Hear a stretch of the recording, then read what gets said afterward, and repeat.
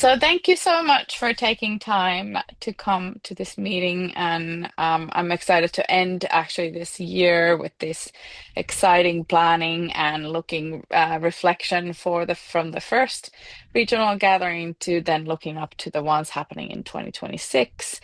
Um, let's just go around and say how you are, what's going on, and anything you want to share with the rest of the group. Um, just a little short checking, and if there's anything you need access wise, let us know. Um, I like this also. Candice took a big deep breath. I like that, so we can a little bit wiggle into our seats and wherever you're coming from, just settling in here and hearing what other people are up to. Um, I can start. I had a friend visiting last weekend that is one of our oldest friends that I met when I lived in London, and we periodically get together, and then 3 years go by and we don't hear anything from each other. But he and my husband and I are all really good friends from like 23 years ago, and it's just lovely those moments with those friends that we were hanging out on Saturday on our patio and just chatting and laughing, and I remembered how wonderful friends are for that thing.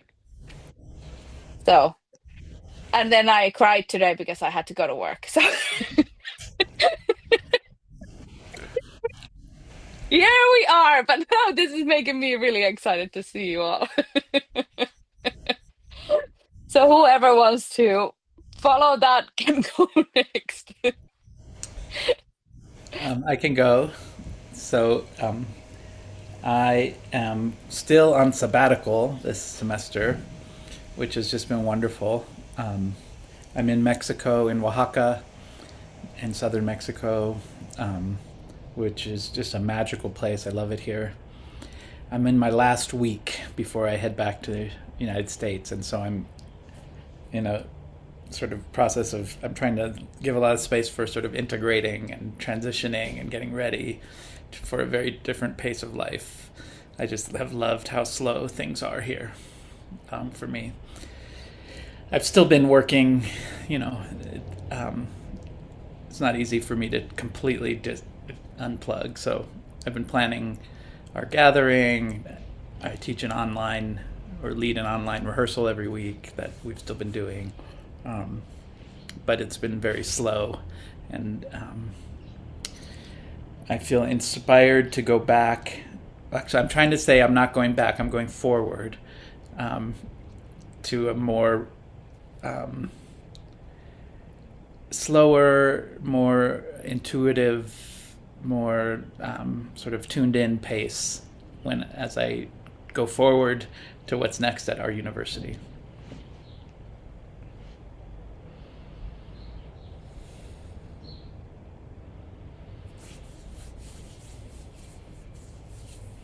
Thank you, Erica. I had to write this idea of not going back, I'm going forward. Yeah. I love that so much. Whoever wants to go next, just jump in.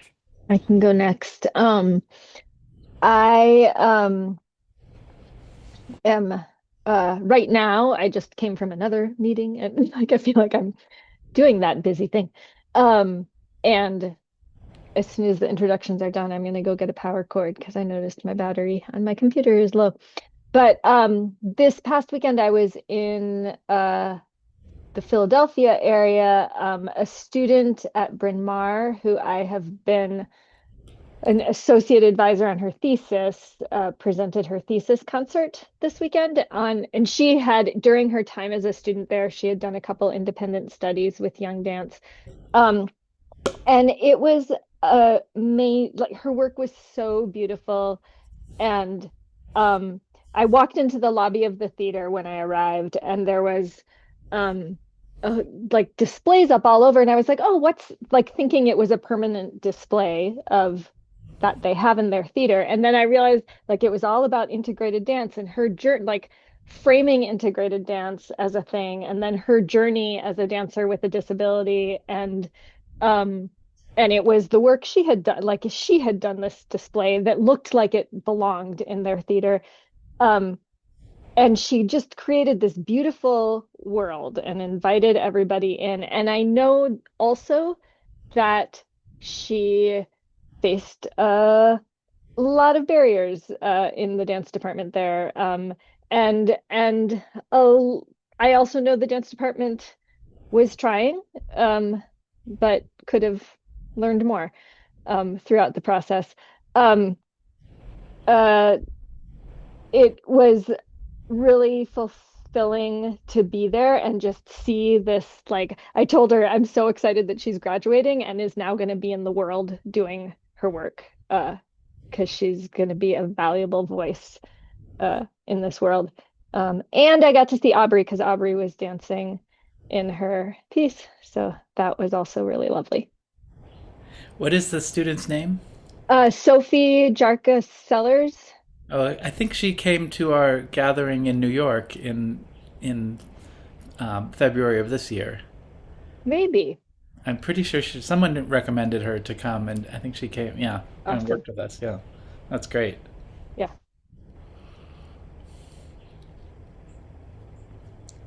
Thank you, Gretchen. Now I want to be connected with this student and interview her for the podcast. So if you can connect me with her, I would love that. Okay, great.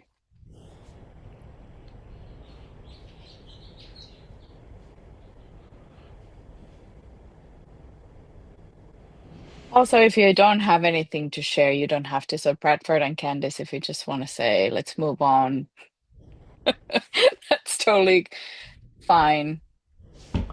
I can jump in. I'm pretty exhausted. I'm finishing my first semester at Wisconsin.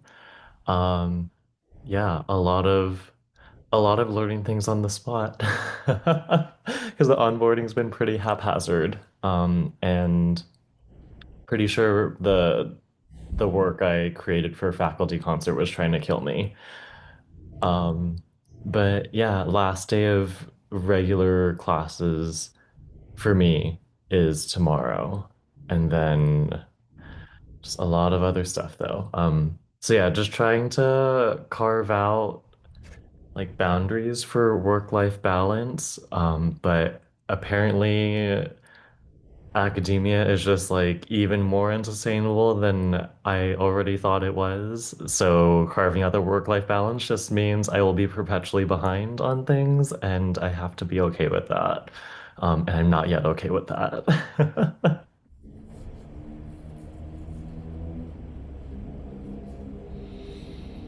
Congratulations, Bradford, on your first semester. Yes, yes. I'm sorry it felt like haphazard onboarding. I have no doubt about that because how every academic environment I've ever been in has been. So I'm really treasuring something Eric shared about just slowing down and recognizing how much I need that and how I am completely overwhelmed to figure out how that can happen. But it is essential that it happen because otherwise, there are the things in life that will manifest to require us to slow down. And so just really trying to Right. figure that out at the moment. Um, yeah. So we are in exam week, which should be easier, but it's not. I have back-to-back meetings every day, all day, and trying to grade a bunch of research papers and yeah, trying not to feel, trying to have hope, trying to have hope. I had this really weird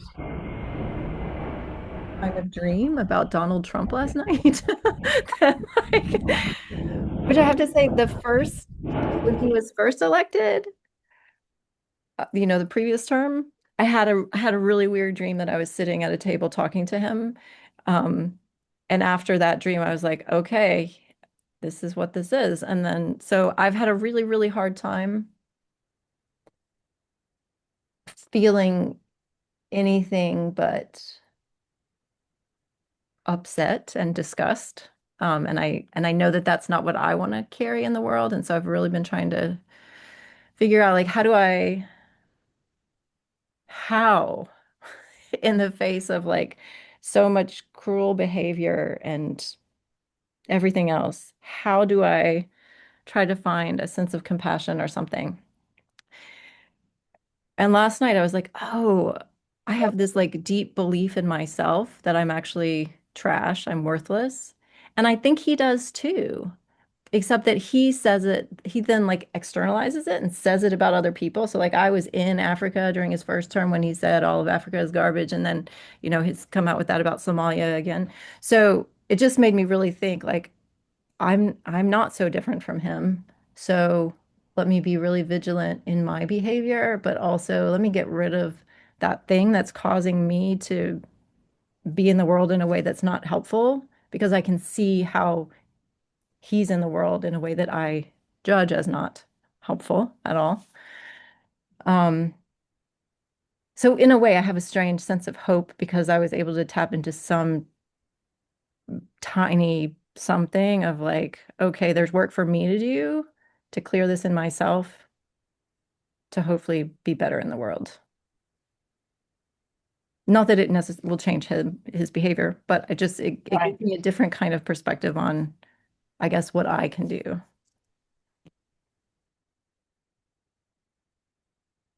Thank you for sharing, Candice. Wow.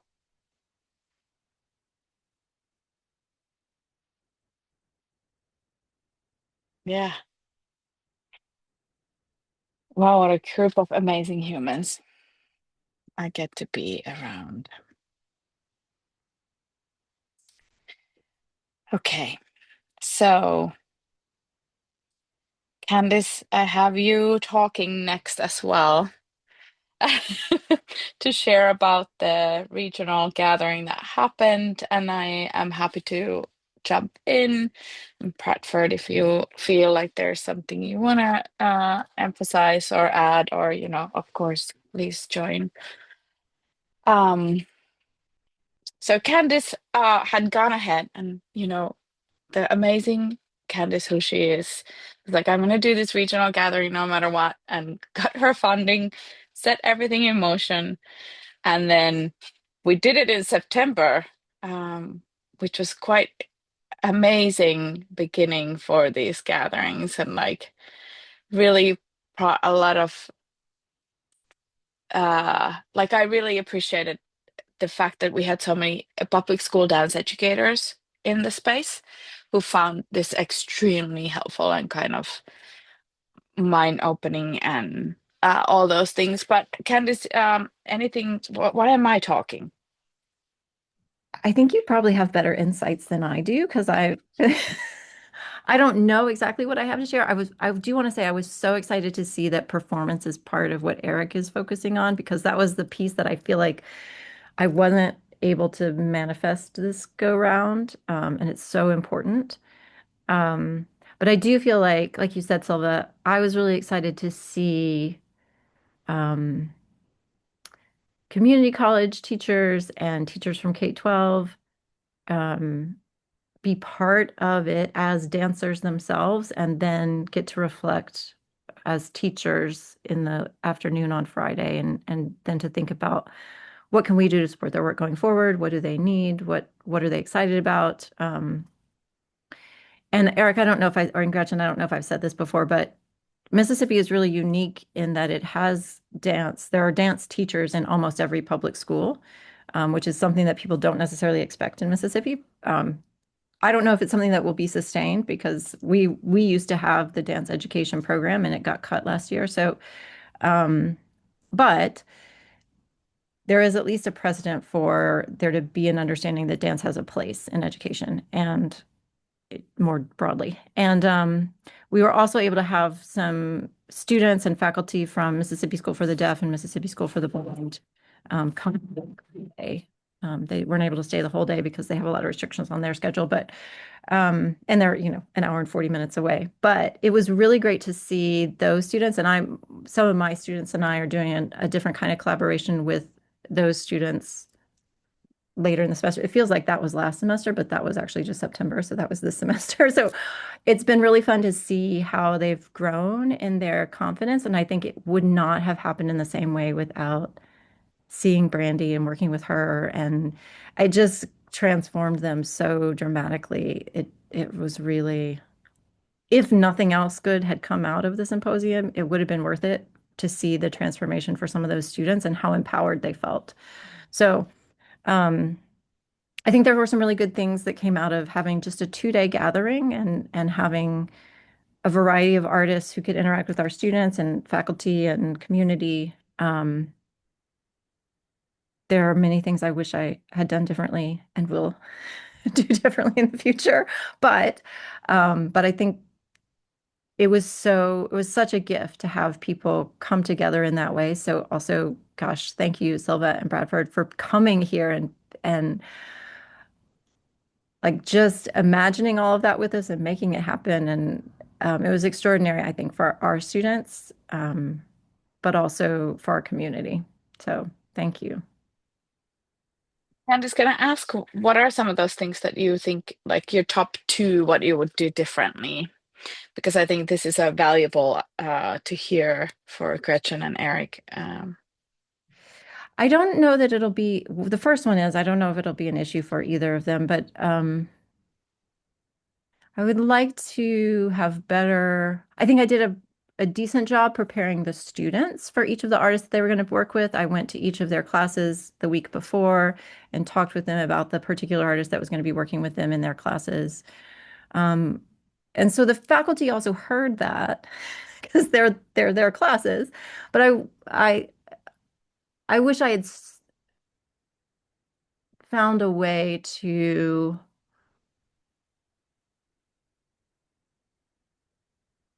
help my colleagues connect more deeply to the work. And it's an ongoing conversation in our faculty meetings because Brianna, who's wonderful and was there all in every session, both days, she's the program coordinator, which is like the chair of the dance department, and she keeps bringing it up in our meetings. And I'm still having a hard time, like when she'll say, well, what are the ways that we want to, what are the things we want to take away from the symposium that we want to be better integrating into our curriculum, into our community, and there's just nothing. And so I feel like I've failed in helping the other faculty really open up to what can be possible. Mm. So that's one thing. And Eric and Gretchen might not have that same kind of thing, but yeah. But the other thing is I think sometimes remembering for me that it's okay to slow down and say to everybody in the space, let's just take a moment to acknowledge what we need. Because I felt like I didn't take care of everyone's access needs. I felt like I didn't take care of everyone in the way that I would have liked to. And some of that is inevitable and can't be solved except in the moment. But sometimes at the pace that we're moving, I forget to say it's actually okay. It's actually okay for everything to stop or everything to slow down and us just to have that conversation as a group. Mm.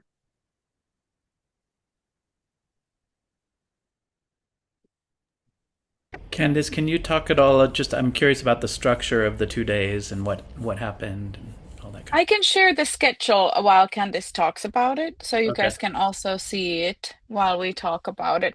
Yeah, so I had paired each session with one of our particular classes in the department so that there was already a student population that was prepared for what was happening in that session. But then there were also community members who were coming, or K-12 teachers or community college teachers. So mostly each session was either like an artist talk or a movement session of some kind focused around a particular artist's work, but also something that they wanted to share in particular. So the first one was a lecture with Brandy Mims, which was just so wonderful. And she was sharing about her journey as a dancer, as a deafblind dancer, and then doing a Q&A with students. And then right after that, we had a movement class with her. So she wanted to teach a dance class incorporating ASL or and many other ways that she conceives of movement, which was just so fun. Also, I think everybody just had a really wonderful time, and it was great to have moved from like hearing her discuss her own journey to moving with her and being in that. And then Mark did an inclusive technique class and talked about dancing wheels training methodology.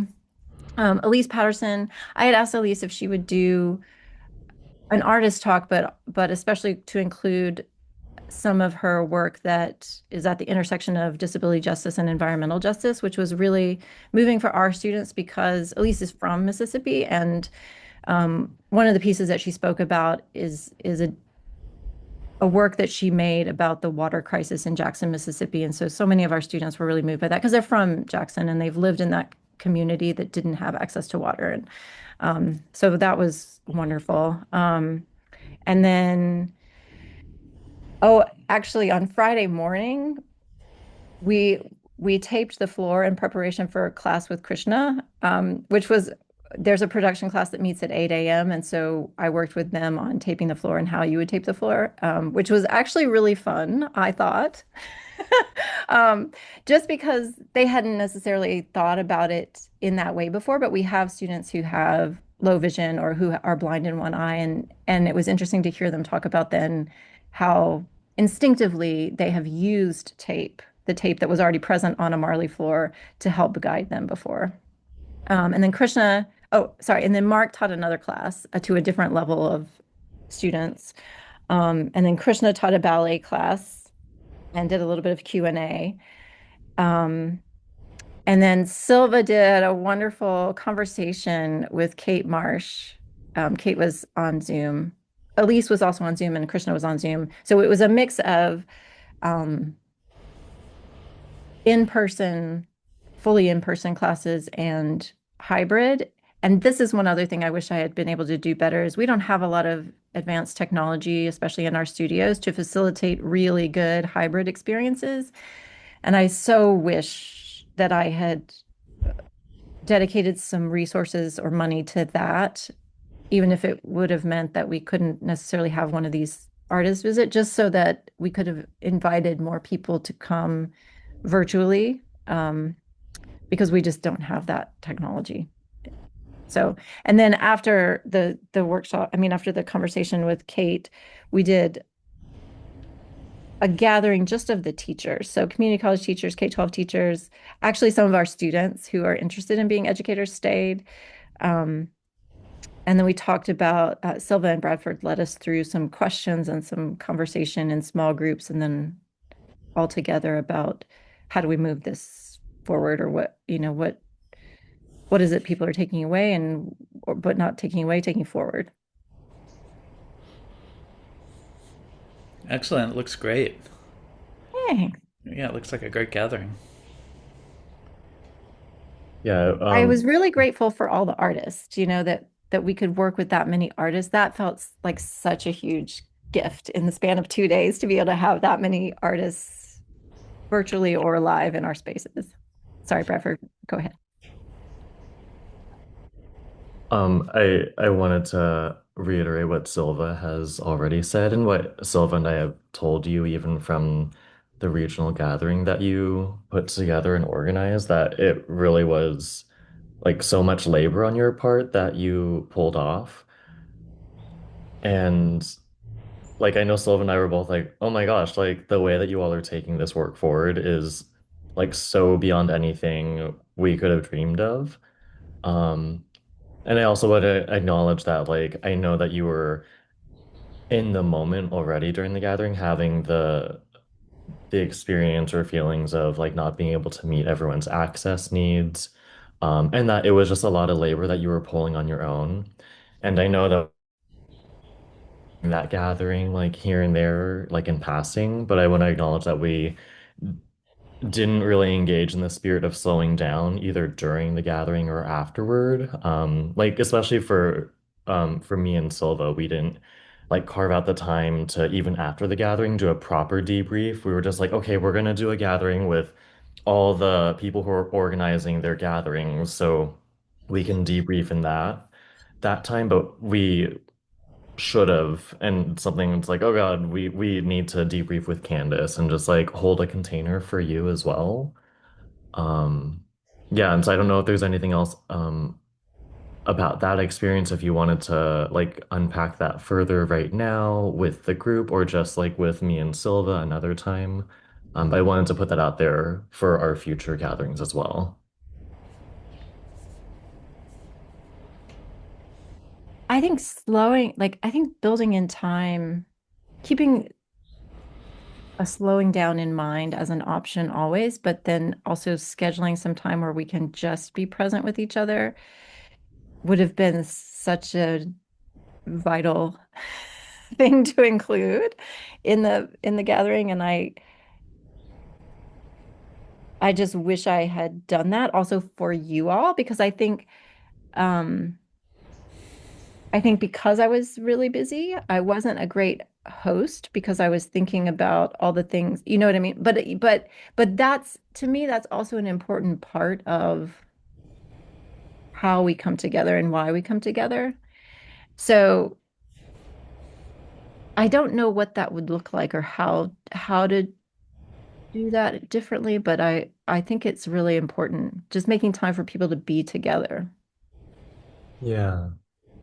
And I hear you as well on the hosting part. And I think that's I think a good reminder for like why Silva and I like even though we're in some ways passing the baton to you all as your regional gathering organizers, Silva and I are still here as shepherds if even only for you, that we can also share some hosting or caretaking responsibilities, if not for the gathering itself, then for the other people that you're bringing in as guest artists. Because like we were all at the same hotel, so like we were checking in with Brandy and Mark. We also had the advantage that I had been to Southern Miss with you all like half a year prior to that, so there was also that familiarity. Um, yeah, I think part of that this right now is coming from a place of deep gratitude for you and how much you want to tend to everyone's needs and be a really wonderful host, and you already do such a good job of that. And I think it's also a reminder that yeah, we're trying to do this sustainably, so there are multiple people involved and not just a singular person who's in charge of the entire gathering. Yeah. Thanks, Candace. Well, thank you. Yeah, I wanted to share also the questions that we talked about, or the after the last session with just the educators that gathered. Um, like Bradford and I were happy to think of these and lead the discussion. So think of us as resources in there too, leading sessions, or like I had this conversation with Kate. Um, I came up with the questions and then kind of sent Candice an email asking, does this like align what you're thinking?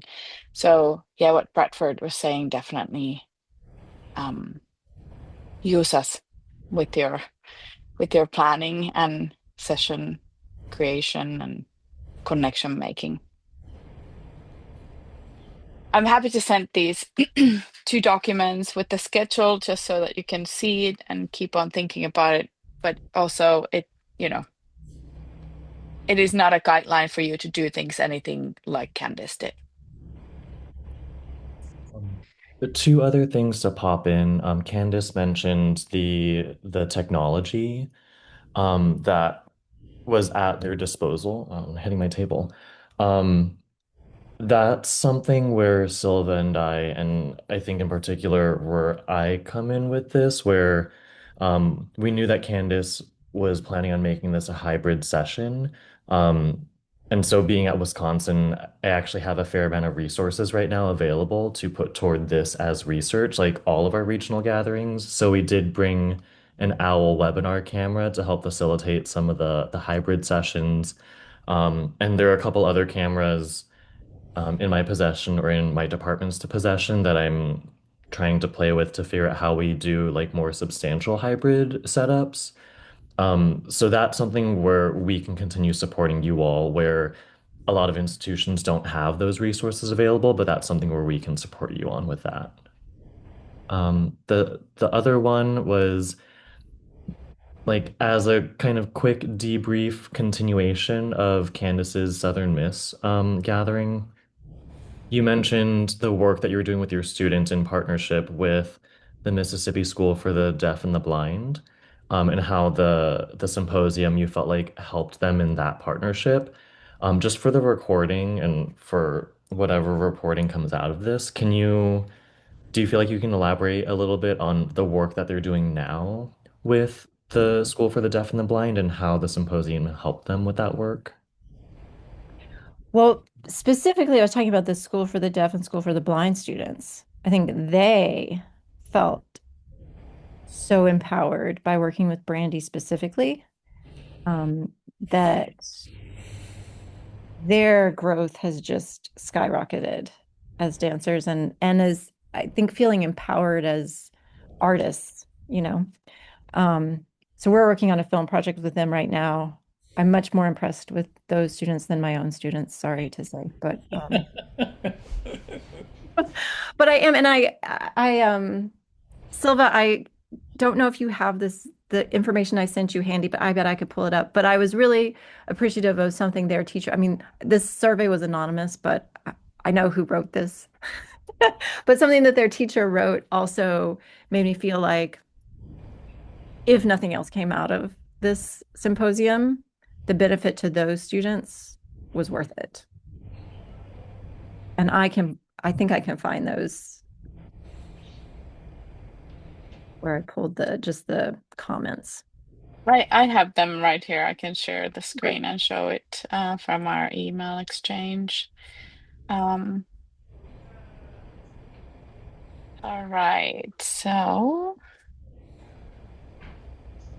I need to put these in a better.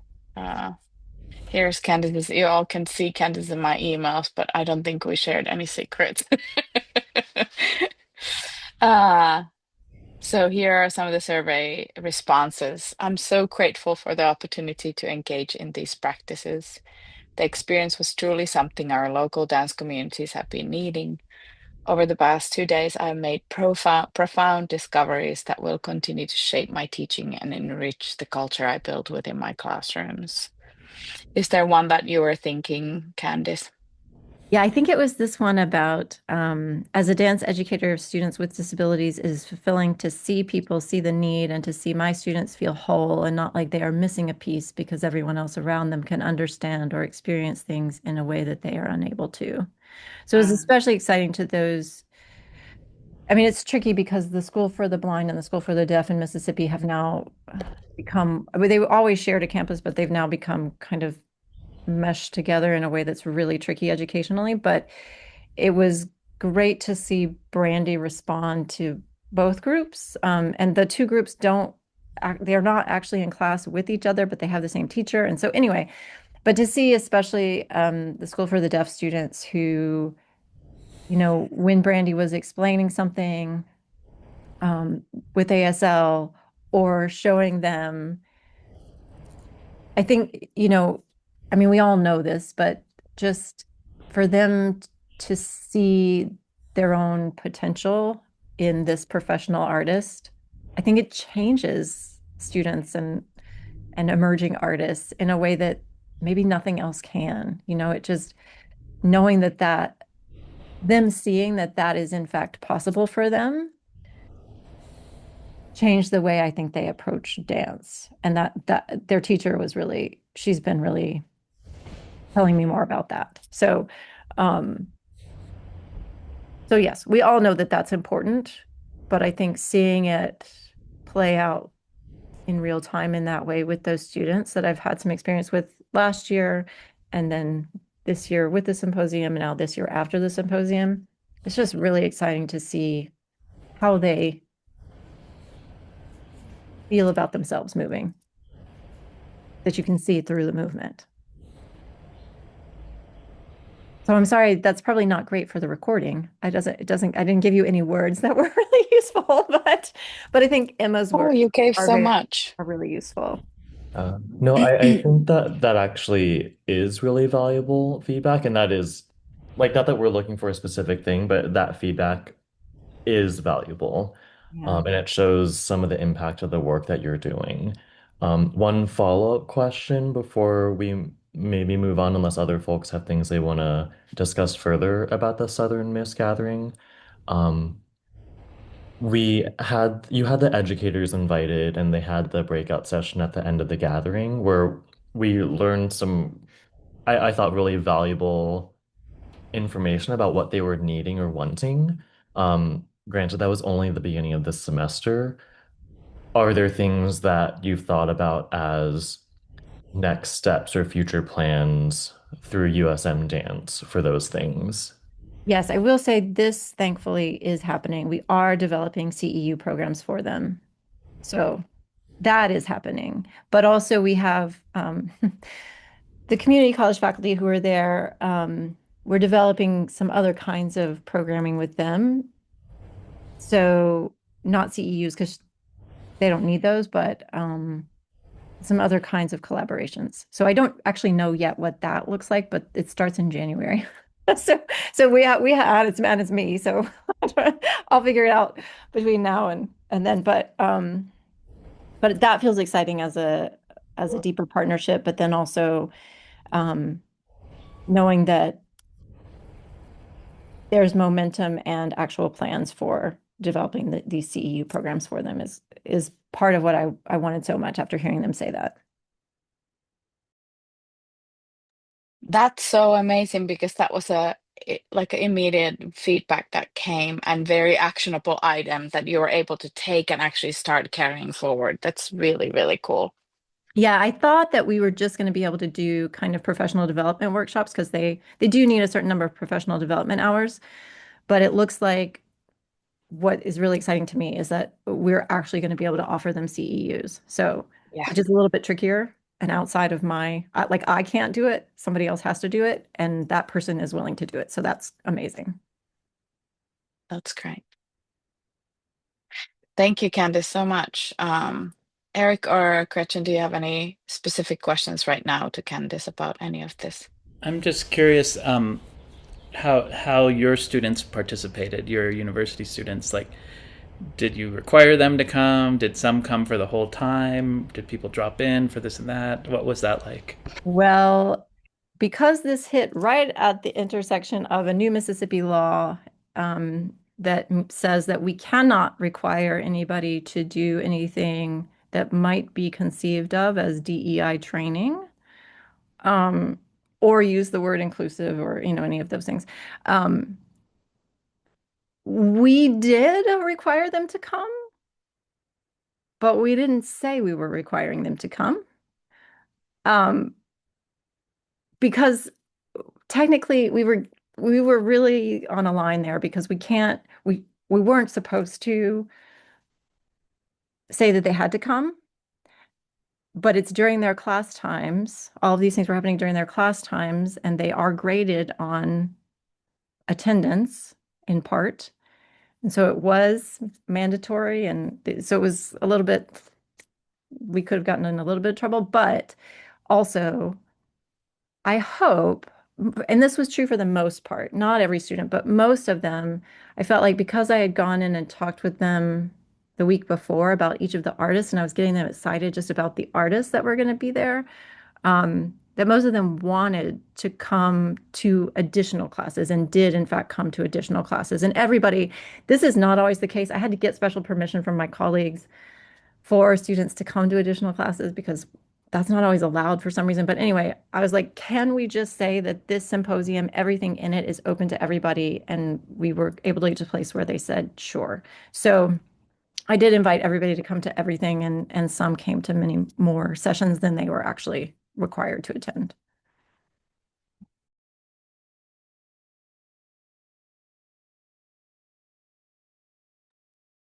Gretchen, did you have any other questions? Okay. No, I didn't have Eric, questions. It's great to hear about. good. Eric, do you feel like if I should go next, or do you want to talk about your plans? Now I feel a little bit like maybe swapping like I should go maybe next to talk about my list of recommendations or things to. Sure, that's fine. Bradford, how do you feel? You've seen my document. Maybe you had time to take a quick look at it, but I think it's helpful to have kind of an overview of this. Like we can just quickly go through the main numbered points without having yeah, to go into the bullet points under each one. yeah. And if you have any questions about any of these bullet points, just let me know. So maybe just to say, when we were started organizing the hybrid national gathering, we read Bria Parker's The Art of Gathering book, and a lot of it is coming kind of from there. And I'm happy to share like some of our notes and things with you if you feel like it. So, like a purpose and what mostly purpose, like for Bria Parker's The Art of Gathering, it's really important that you know your purpose and why you're gathering this. Um, so I would recommend naming 1 to 3 goals for your gathering, and then deciding what the success of those looks like to you. Um, I think this is maybe what Candice is talking about, this time, giving yourself time and uh, having that built in it, the possibility to like let go of existing schedule or stop whenever you feel like it. And of course, nothing about us without us. We know this. Access as a design principle. Hopefully, this is where you can use a lot of the support, financial support that we are able to give to you. Is the access around access to communication, especially. And you know the environments plus sensory access things. We try to have these at the national gathering as well, where we had rooms that were available for folks to just go to. Um, Different ways of like being part of the space in there. And I actually, Candice, I know you felt like um, you were not able to, whatever that means, meet everyone's access needs. But you know, you also had like Mark, me, and Bradford in the space, and we jumped in to support some of the students. And I thought it was like demonstrated almost beautifully around what dance and disability can be when we're all in it together and supporting, and like all of us are prioritizing it. So um, that was one of my favorite sessions to working with those two young men. And uh, I'll also jump in really quickly, Silva, going back to number three, access as a design principle. Within that, um, it I think it'd be prudent to identify partners or collaborators who can be either in the space or just like assigning roles, different support roles, so that it's not just a single person who's in charge of facilitating both the continuation of the space and the access needs as they dynamically shift in the space. So I would just add that in as a design principle for yourself. let's put it, I don't, yeah,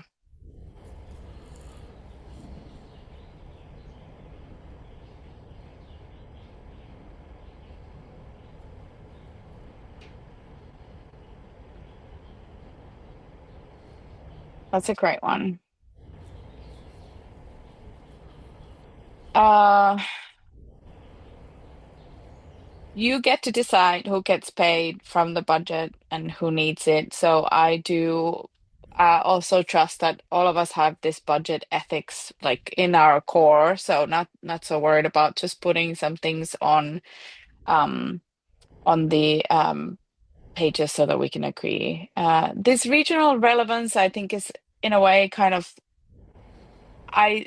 kind of realized this after you having those K through 12 public school educators in the space, and then how meaningful it was for them, and like really thinking about the regional relevance in your like, and we haven't even identified like what is your region. So I don't know if anyone wants to like think of that through, or have you thought about it in a way? But I think that's really important. It's kind of like, who do you want to be in that space? Um, the balanced structure, inspiration, which I hate the word, plus application, story performance, why this matters, what it looks like, how to implement locally, and who does what next.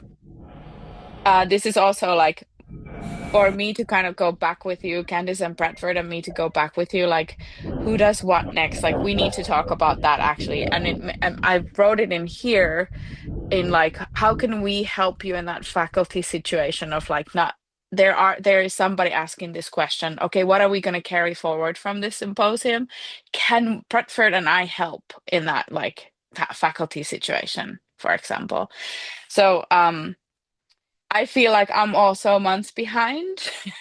So, but I also, this is like what I keep on saying about this work. We gotta go with the speed of trust. You know, Candice, I trust you're there. I know you kind of trust that Bradford and I are here. We are all here. This is going with the speed of trust, and that's all we kind of can do.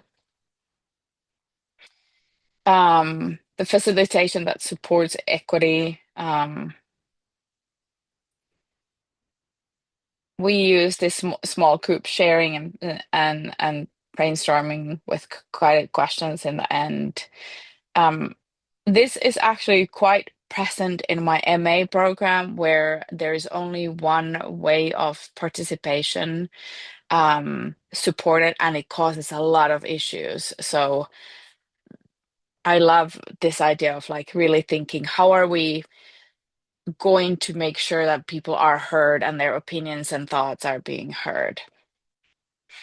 Like Bradford was saying, he's an incredible help in hybrid ready support for you all with the technology, the OWL camera. We were able to record each session, and this OWL camera takes 360 video and sound. So we are able to, he's really able to help there, and then I'll help him how much I can. There's a this IR, you know, like Candice had reminded multiple times around IRBs, the university, which didn't end up going through in the end. So clear these photo and video policies, IRBs. We had them for the national gathering just in a Google form, something to cover our existing bodies and so that everybody knows that they are filmed and videographed and documented. This documentation is a lot on me and Bradford, but like I said, I really would love these like helps, like this feedback from Candice that from the survey was really great. These like top 5 needs plus top 5 opportunities. We have talked about the list of people open to mentorship collaboration, which is part of the possible directories on the websites that Full Radio Stands already did. But it would be great to have some of your help on this documentation. But we will document as much as we can. I think we took like how many people were there and recording, like all this kind of data was a lot on us. And this is a lot thinking of also with you, Candice, this idea of a long-term scaffolding. I really feel that I did a terrible job on this 60 to 90-day online check-in, which I, would love to continue or implement better with Eric and Gretchen and Jeff for sure. And even if you would like me or us to follow up with any participants would be something that I would be totally open to. And then I want to try to keep these very action oriented. So I love that, Candice, you already have like at least two, this video film that you're creating, or this video you're creating in collaboration with the students who showed up, as well as this CEU plan. It's really, really wonderful to hear. Uh, these are ask three questions in every decision. I don't know if you really have to, but they're guiding questions. Who might this exclude? What would make participation easier or safer? And how does this build regional ownership beyond this weekend? And then I created a one page, well, I think this is actually two page. It's really inspired the art of gathering. That gives you like, we wrote this one sentence for our national hybrid gathering, for example. It was just really helpful for me to make sure that we stayed focused in dance education and didn't dwindle off to artistry and like these debates around professionalism and all of that stuff that easily also comes along. Um, Curating the room, we asked you to be part of it, and then we asked you who should be part of it. So how are you doing it for regional gatherings? Host with generous authority. Priya Parker is really talking about you holding an authority and like taking it and not pretending that you have it when you host something, that it actually puts participants in ease when hosts have it. These are some of the things definitely that was important for me. We are not gathering to talk about challenges, and that we are not here to define the artistry.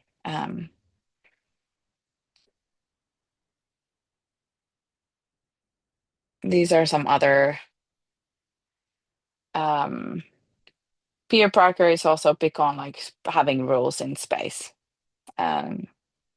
I know the word is maybe harsh, but I'll send you this as well. Here is also this part where I am noticing with the lack of like my knowledge around how to capture proper documentation, how to write about this, where do I put it? Like, I have so many questions about what is happening next with all of this knowledge that we are gathering. So this is somewhere that causes me a bit of uh, body shakes and short of breath when I start thinking like the massive amount of knowledge that we are gathering and we have now. How are we going to capture this? Where is it going to go next? And so all of this is super helpful. So I'm going to send you this document. I know I went it through super fast. Is there anything you want to talk more or ask more, or is it just something you need to now take in and maybe come back to me or Bradford about? I think that there's a lot in here to sort of read and digest. If you could send it today, that would be really great. I have a Yeah. meeting, a planning meeting tomorrow, and I'd like to go over this with my team. That would Yes. be really helpful. I'm going to make it into a PDF right now and send it to you all right Perfect. now. Perfect. Okay. And one thing I'll add, it was the three questions to ask as you're planning and making decisions. One of them was, who might this exclude? I also want to remind you all that capacity is really important. So the question of who might this exclude isn't like, don't take it as pressure or obligation to like hold every single access need that you could possibly think of. I think if that feels overwhelming, another way you can think about it is, who are you trying to include in this gathering and why? And what measures, barriers, anything else do you need to address to get those people into the space? I think it's important to remember that access needs can sometimes conflict with each other, and also that like sometimes you don't have capacity to imagine every single access need that might happen or come into the space. So it's really taking forward this spirit of generous flexibility, and humility with it as well. So if that feels overwhelming, that's just another offering to think about that question. Yeah, and Bria Parker also actually talks about that excluding is also a very important part of hosting. Like it doesn't all is not always good. And then something I forgot to mention when going through this list, and I tried to look at it, which Bradford brought up, the consent around the consent and care that when we were planning, Bradford had this wonderful point about like uh, having a protocols around when harm happens, like knowing and acknowledging that it most probably happens, and then what do we do when it happens? So that was something that I found extremely helpful for our gathering to think about. And it became actually a less scary thing for me when we acknowledge that this is probably going to happen. And then when it happens, we have this idea how to handle it or acknowledge it. But yes, I emailed it to you all now. And Candice, thank you for being the first one so that we have all this material to put on a document after you did yours. Well, thank you all so much again for making it possible. There was a lot, so much good that came out of it. So Yes. yeah. So Eric, I want you to talk a little bit about your idea and Gretchen. If you have any ideas already, we would love to hear them as well. So let's just spend the rest of the time to hearing from you all.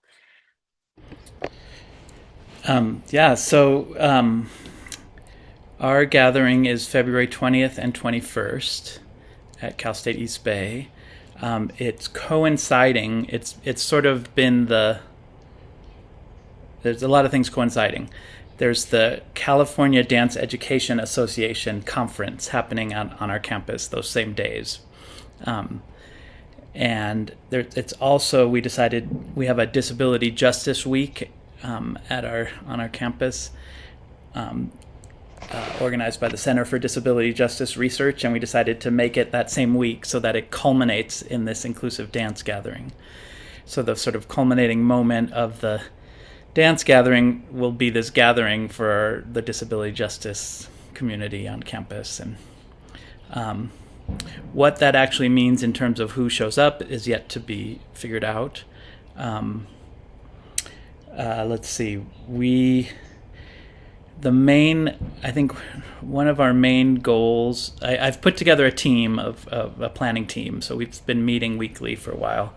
And it's members of my wandering ensemble. And we're sort of, I'm on sabbatical, so it's a little bit difficult to plan a lot of it because I'm not on the ground on campus. So we're sort of a little bit in the hypothetical phase, I think, right now. But we did put out an announcement, have started getting people saying they're going to come. Our gathering is on a Friday and Saturday. It's not during any classes, so no students will sort of have to be there. But I'm going to be we're going to open it to everyone in the whole campus. And I'm going to be giving lots of extra credit to people who show up. So hopefully a lot of students will be there. And then there's community members from around the Bay Area, and Mark Tomasic has said he's coming, and then Bradford and Silva. The structure of the gathering is one of the things that I'm interested in with inclusive dance is not including more people in the structures we have right now for most dance training, but rather to break those open and find new structures that are inherently more inclusive. So it won't look a lot like usual dance classes, I think. So I've been using the term inclusive performance much more than inclusive dance, because I think once dance becomes inclusive, it needs to it's expanding concentric circles that need to include more and more. And so some people want to dance, some people don't want to dance. They want to play music or speak or draw or whatever. And so it's sort of, and I think ultimately that's what dance is movement, and that movement can be, in making shapes and moving through space with our bodies. The movement could also be the way energy moves, the way sound moves, the way stories move. So I like to open it up into a big, wide cauldron that we can throw anything into that, and find the creativity is finding a way to include it all. So what we're doing is having a series of workshops / presentations, and the goal is to, throughout the 2 days, build a performance piece with the people who are there in the room, who happen to be there by the end, and to include all the uncertainties about who's showing up, drop-ins, people not being able to stay. So we had a plan, but it ended up not feeling good to part of the group, and so we had to change the plan, and all of that to have a kind of living, breathing experience of inclusion and inclusive creativity, and then to create a performance and to do that performance with whoever's there. And so it's a lot of my experience in teaching and creating inclusive performances that I have a lot of great plans. Very rarely do any of them actually happen. I come in with a plan, but then, at our campus, attendance is so fluid, and people are there or they're not there. Other people show up. It's very open-ended. Most of the people who I work with don't have any kind of formal dance training, and so it's very much like seeing who's in the room, what gifts, skills, interests do people bring, and what needs and limitations do people have, and then the creativity is figuring out how that all works together into something. So, and the performance that we're going to be making is about inclusive dance education.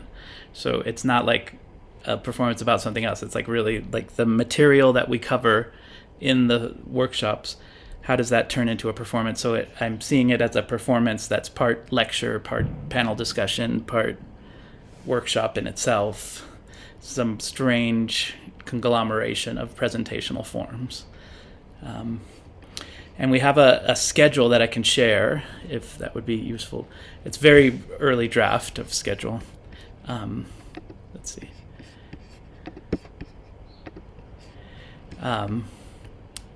And one of the things that we're working with is that we're going to be in one room the whole time. Meanwhile, the California Dance Education Association is bringing in people from all over the state. They're having all these other workshops going on, and they're going to have a track, which is the inclusive dance track. And so there people can come and participate in this, but probably will come for one session or two, or part of a session. And then hopefully there'll be enough people who come through the whole 2 days that by the time we get to this performance presentation, there's some sense of continuity. But it's all a big experiment. We don't know. So each morning we're going to start with open space, just the space open, some breakfast type stuff. We'll do a welcome, 15-minute breaks between each session. I and my ensemble will lead the first session about our approach to things in the Wandering Ensemble, and the nature of inclusive performance. We'll have lunch. We're going to try to, our dance studio is really big, and there's a place where you can close these sort of theater curtains and make a little quiet area. That's not completely quiet, but it's just a little more protected rest space that we'll try to have going most of the time. Then some kind of workshop on inclusive dance labyrinths by this wonderful blind artist in San Francisco, and then bringing in theater of the oppressed and drama therapy into inclusive dance, and somehow they're going to weave that together. Our third session of the first day is open. We're still looking for a teacher leader. Although we just got Joel Brown, who is the rehearsal director for Axis Dance Company, and is coming, and I just asked him to lead the session, and we'll see if I don't know. We're sort of leaving it up to people what they want to lead, what they want to bring. And then we'll gather as a group and harvest from the day. What did we learn? What did we experience? And big group, small group, all of that. Then we want to have a decompression social hour, which we're imagining as like, there'll be some food, some sort of dinner type food, a light dinner, I think. We're going to set up we have all these zero gravity chairs and mats. People can rest. There'll be some music. It can be kind of dance jam. I'm hoping, we've done this thing before where we have community acupuncture mixed with performance. So these community acupuncturists come in and they give acupuncture treatment to anybody that would like it in these chairs, and then you can sleep or you can watch the dance or listen to the music, etc. And then outside of the room, for people who want to socialize more verbally, they can do that. But sort of just a way to process everything from the day. Saturday, we'll start with open space again. The space is open for people to use how they want. A group warm-up and a check-in and kind of an introduction, because there'll be people showing up who weren't there the previous day. Alana Martin, who works with Axis Dance Company, is going to come and to teach about accessible teaching practices and or embodying neurodivergence in dance practice. We'll have a break. Raven Maloof Renning, who's been my kind of core collaborator for a long time, and it's going to bring in kind of a little bit more. They just are in the midst of, they just finished their MA and are in the midst of applying for a PhD in performance studies with a focus on inclusive performance, and so they're kind of bringing in a little bit more of a scholarly look at the notion of disability in dance. And then our last session will be, we'll put everything from the 2 days together into some kind of performance. I'll probably be sort of crafting a plan for that as we go, and then we'll have a plan. We'll harvest from the day. We'll have a dinner break. Then we'll have a performance about inclusive dance education, and then a dance party.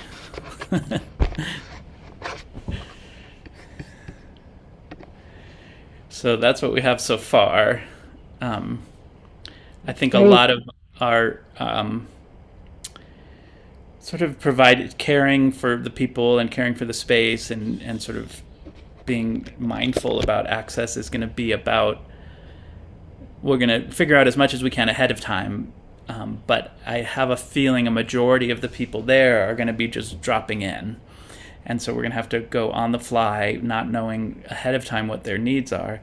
And so and it's great, Silva and Bradford, that you're offering yourselves as supports, because I'd love to sort of have you both there as like, hey, Silva, can you go talk to that person? They look like they're struggling or something, that kind of thing. So I think it's going to be a lot of like on the fly, figuring out creative approaches to accessibility, which is sort of, to me, what the whole 2 days is focused on, is how do we work with what's happening, who's there in the room, what's happening in the room, how conditions are changing moment by moment, and how do we still sort of move forward but include everybody. So that's what we got so far. And then Raven, who is my collaborator and PhD candidate in the making, is going to be our sort of main documentarian. So they're also on the planning team, so they're documenting the whole planning process. And then one question I have for Bradford and Silva is, they would like to write about this they're going to make a kind of final document, which we're hoping will be kind of like a workbook for setting up inclusive dance, inclusive performance events. But they also want to write about what they learn from this in their academic writing. And is that okay? Like, is the stuff that's part of the documentation of this, it's okay to use for other writings? Absolutely. Okay. Yes, absolutely. Um, That's wonderful. so I'm excited about it. I think we have a lot of good stuff planned. I think the planning will really accelerate in January as we get close to starting our semester. And then I have to figure out how to get as many of my students there as possible. I have this vision that, like, I don't know exactly how to, like, telling students, because it's about, let's see, it's about 20 hours worth of time that, for some classes that could be half the semester. Like, you could get half your semester credit by coming to these 2 days. Something like that. So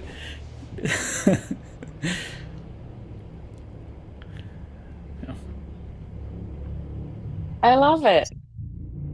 I love how different these are. This is like the beauty of this. yeah, Candice, I hope you can come. yeah, it would be amazing. I think the biggest challenge in my mind is like figuring out food. We want to have food available for everybody the whole 2 days so that people can really, if they have the time, can just kind of camp out in the studio and be there the whole 2 days. And that's not one of my skills, as providing that kind of food. So, but I have people in the planning group who are better at that. And Gretchen too. I hope you can come. I know Candice was saying before you showed up that she wanted to try to make it there, so didn't want to exclude you. We decided one other thing is we had a long conversation in the planning team about whether to make it a hybrid event. And I love the idea of a hybrid event, but it's such a different thing to teach to a hybrid. And where we landed was we don't think we have the capacity to do that, and that these are regional gatherings. So even though everybody can't come in our whole region, it's different than a kind of trying to get people from all over the place to come. Like, we're focusing on this region. And Yeah, it makes sense in this context that yeah, it's less focused on the hybrid experience for sure. yeah, yeah.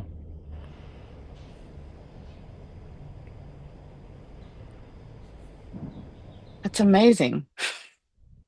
Eric, you have done so much. Oh, But thank then you. I just realized that February is right there. Oh, yeah, I know. I feel like it's coming up quick. Wow. Thank you so much for sharing. Oh, sure.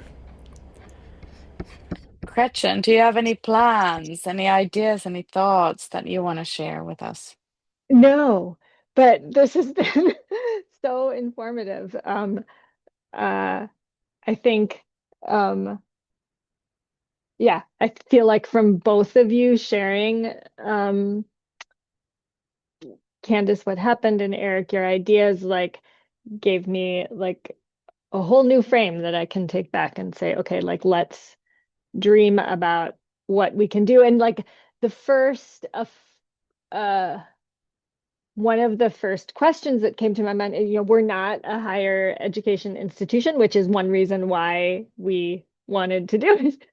Um, and so like how does it sit here? And then like a follow-up question as kind of a theme that came to my mind is like, how do we welcome people with disabilities into our art learning spaces, so that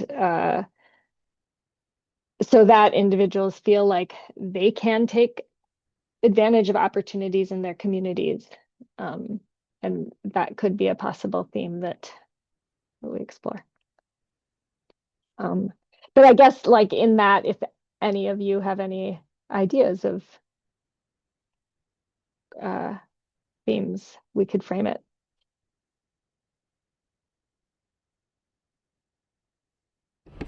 For me, it's really useful to have a planning team Yeah, and to have as diverse perspectives as possible in that team, because there's so many yeah. things that I don't even think of that other people on my team who have different kinds of abilities and disabilities than I will think of, and that I'm really valuing. Yeah, and Gretchen, I'm happy to hop on a meeting with you all, with your team I, at some I think point. that would be great, like actually at a near point. Yeah, yeah, yeah. Happy to do that. And Bradford, because of your schedule, I always welcome you. But I know that you have a real job now.